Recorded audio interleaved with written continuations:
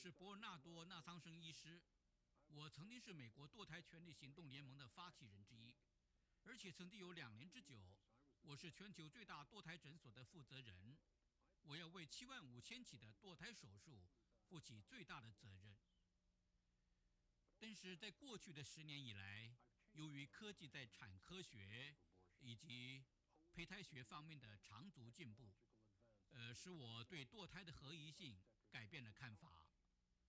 像是超音波显影、胎儿心跳监视器，还有胎儿内视镜这样的高科技仪器，使我们能够确实感知未出生婴孩的人性。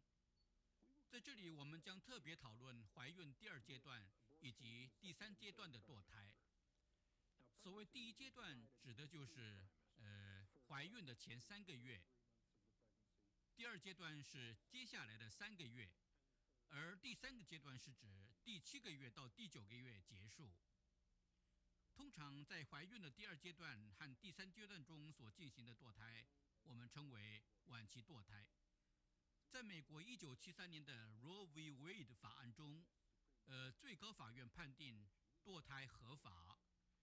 这个法案指出，在怀孕的前6个月中，不需要任何理由就可以堕胎；而在第3个阶段，也就是第7个月到第9个月，可以为了母体的健康而进行堕胎，不管健康指的是什么。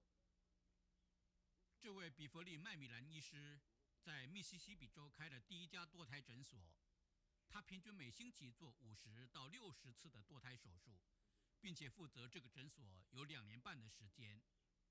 在美国，大部分的人对堕胎是非常的无知，他们不知道，一直到怀孕的前9个月里，堕胎都是合法的。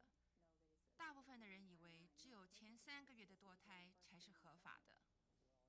就我所知，女人在怀孕期最晚堕胎期限，应该是3个月。我猜想，堕胎最晚的期限该是4个月左右吧。合法6个月。我不知道哦，大概是3、4个月左右吧。我想大概一直到4或5个月，堕胎都是合法的。追害小姐原本是纽泽西州一家堕胎诊所的助理，在那里她曾经参与过无数次的堕胎。一直到我真正面对了堕胎，我才了解到它究竟是怎么一回事。